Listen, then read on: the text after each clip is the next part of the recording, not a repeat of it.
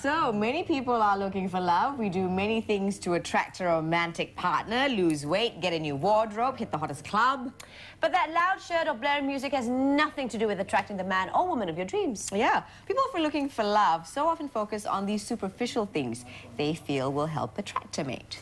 Sad but true. Here to take us through a whole new level of how to attract a partner are international releases and love gurus Heiko and Selina, husband and wife team. Hello, good morning, Sapaki, and welcome to the breakfast show. Welcome to the show. Now, okay, we're just a bunch of love cynics, okay? Well, I am at least.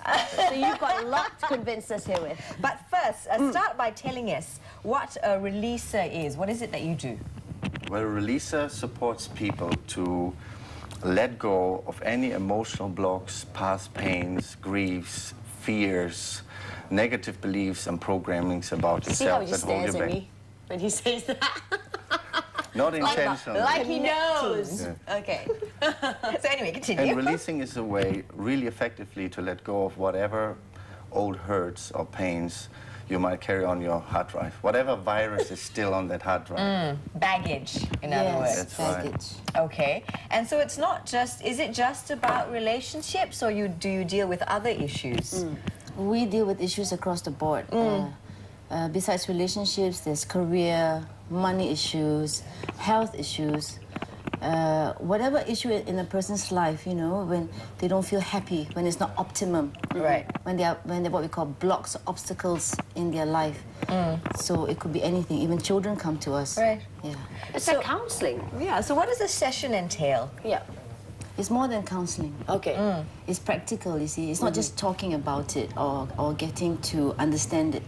It's also getting to the root of it. That's the main thing. What's actually causing the obstacle that's going on now? And what you see now is only on the surface. Because the root of it, what created it, might have been 10 years ago, 20 years ago. And you don't know, it just sort of carries on. Yes, it creates a pattern. Oh, you've forgotten it. Yes. Now, how did the both of you become love gurus or international releases? Well, for me it was, I attended a workshop with Dr. Linwall and his wife 20 years ago, a Right. releasing workshop. Right. And I started releasing first for myself. Oh. And it had such a great effect for my life. And I saw what great effect it had on other people that I just wanted to go deeper in that subject. So I kept releasing and learning more and learning more. And then after a while, assisting on their workshops. And I just found it's my calling. It's what I feel I have the best job in the world. And then And Selina that's where I you met Selina, I presume? We was met you? in Singapore. Yeah. Oh. And, well, I wouldn't even call it sparks, you know, it was an explosion. Oh, wow. That's so fantastic to hear. Sure. Anyway, okay. And now you mentioned Dr. Linwall. Yeah. Now, this is a technique that you use. Tell us about that. Well, so see, it's similar like a computer. You know, we store data on our human hard drive, but not all the data, all the information, memories are actually really positive or happy. So in the same way, there's a delete button on the computer. We have something similar as well. So we always say the soul is the computer operator, and the brain is part of the computer. So the computer has a delete button. Most people don't know that we have a delete button as well. Okay. So if you, for example, have a feeling, let's say self-criticism, you know, goes in your head, you maybe try to tell yourself, I'm a beautiful person, but the little voice says, no, you're not, and you criticize yourself. So when you make a decision and speak out and say, I release to criticize myself all the time, that is like using the delete button on the computer. And whatever So you it's let just go, you lets say- go of you as well. Yes, you verbalize it out. Oh. And that's very powerful. Words are powerful.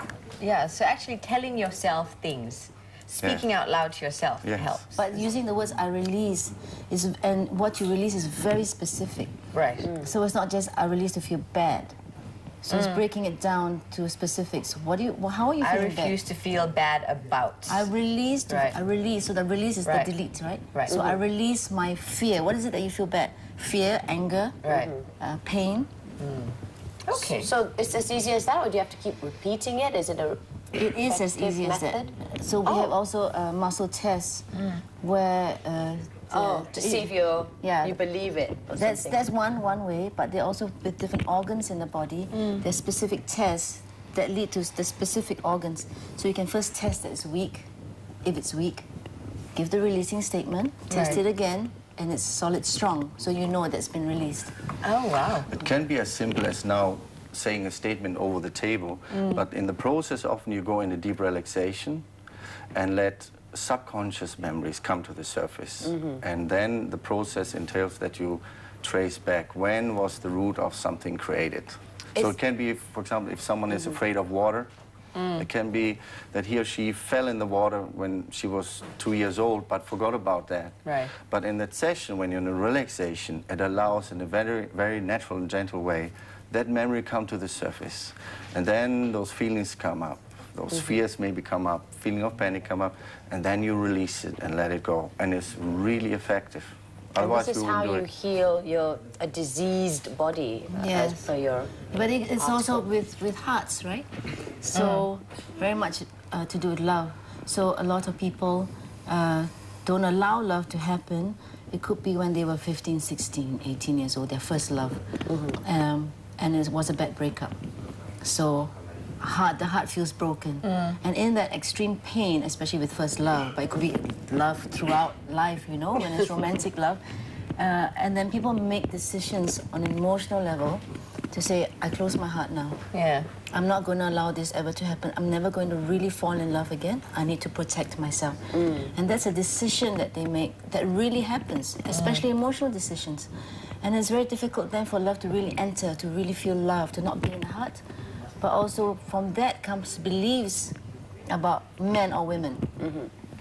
Right, okay. So, but say, for example, somebody who is out there looking for love, in that sense, what do they first have to believe? You know, you go out and you have, a lot of us have an idea of the perfect partner, funny, tall, handsome, you know, honest, yada, yada, yada. The list goes on. But it really begins with you, doesn't it? Yes, exactly. That's what we say too. I think the best would be that you first fall in love with yourself. That sounds almost conceited, but it's true. Yes. You should. So to release all self-judgment of your character, or of your body, of your life, of your failures or successes, to release self-criticism, all the beliefs that put you down, that make you not like yourself. And most people, as you know, have so much of that. They might not voice it, but it's inside there. And it makes a big difference if you let that go, and if you don't even fall in love with you, but accept yourself, respect yourself. And when you respect yourself, you have a greater chance to be also respected by other people and to like yourself. And we always say, first to get your life back. Don't you find it attractive when you find a person that live their life purpose? They really have their own life. They know what they want. That's why they can tell you what they want. And they're confident in that knowledge. Yeah. And that's a huge attraction. That's massive attraction. Many people have that. They're not happy, so they're looking for someone to make them happy. I'm not happy, but I love you so much, and you now make me happy. But don't you dare not make me happy. So it's much more, imagine you really love yourself, you are happy. Right. You can receive, but you're not so demanding, and you have more to give. It's different when you're a fulfilled person already. That was the feeling like when we met. I had the feeling where we're both really happy with our lives, and to quite a degree accepting, respecting ourselves.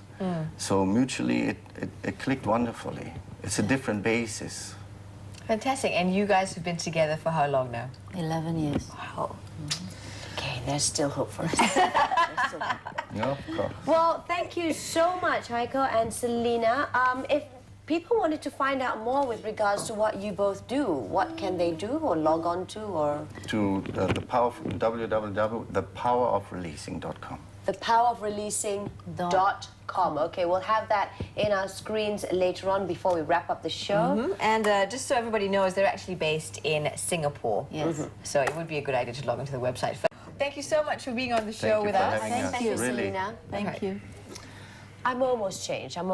Now, we are going to go for a quick break so I can have a little private chat with these two. But we'll see you in 2 minutes to just wrap up the show. See you in a bit.